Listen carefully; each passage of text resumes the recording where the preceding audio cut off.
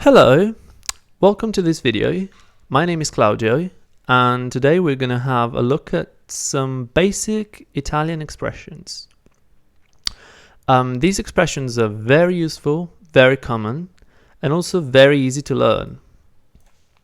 So the first one is ciao, ciao, and it means hi or goodbye. It's not very formal, so you shouldn't be using that with all the people or people you don't know, but it's always better than nothing. So very useful. The second expression is basically yes and no. Sì, no. And notice that the pronunciation of no is a bit different.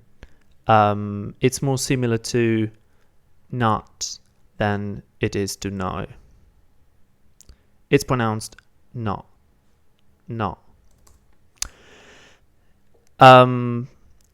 If you want to say yes, you say sì. And most people don't know this, but sì is actually written with an accent at the very end, acute accent. What that does, it basically changes the pronunciation. So it's not an apostrophe. It's not like I have. It's just there to tell you that the sound is a bit different. So instead of si, it's si, si, si. And it means yes. The third expression means please or excuse me. You can use it for both cases. It's pronounced scusa, scusa, or scusi. If you want to make it polite, you basically substitute the letter A with the letter I, and it becomes scusi, and that makes it more polite. It means please, excuse me. So like ciao is a very eclectic word. You can basically use it in many different situations. It's a bit of a jack of all trades. Grazie. This means thank you. So you have to learn this because it's very important. Not extremely easy to pronounce, but we're going to have a look at how to pronounce the R sound and the Z sound in Italian in later videos. But for now, just remember that the way to say thank you is grazie, grazie. The last two expressions. So, non parlo italiano. This means I do not speak Italian. Now, there are a few things that you want to notice. First of all, the word Italian, like the word English, do not have a capital letter. And this is not a mistake. This is how the Italian language works. You don't use the capital letters for countries or languages. And this is the verb. It means I speak. Now, where is the I?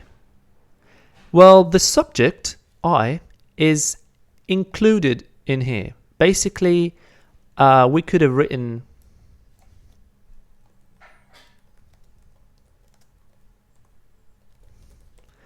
Io non parlo italiano.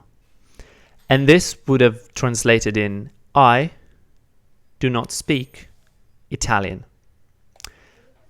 Parlo being the verb, non is basically a word that makes the sentence negative if it's positive, or positive if it's negative.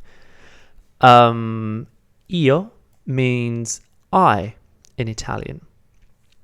The reason why this was omitted in this case, and it's always omitted in Italian, is because of the way the language works, really.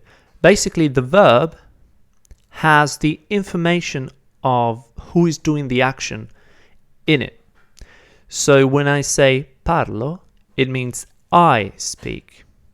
If I said parli with an I, that would have meant you speak. So in this case, you do not speak Italian. In this case is I do not speak Italian. So that's the reason why personal pronouns are often omitted in Italian. Now we can see that we have the same issue in the second and last, in the very last sentence. Parli inglese? This means, do you speak English? There is something else that we want to notice now. As you can see, there's no auxiliary verb. In English, we would have asked something like,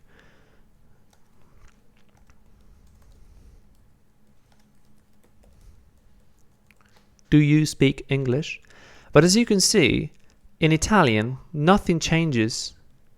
In Italian, when you ask a question, you don't actually change anything in the sentence. So this makes it a lot easier for you to learn it. So how do you make a question in Italian? How do you ask a question? Well, you just simply change the intonation and you add a question mark.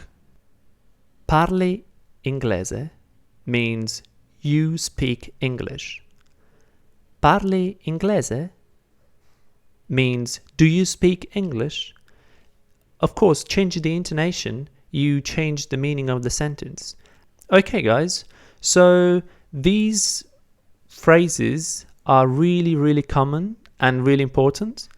I hope you found this video helpful. I will see you guys in the next video.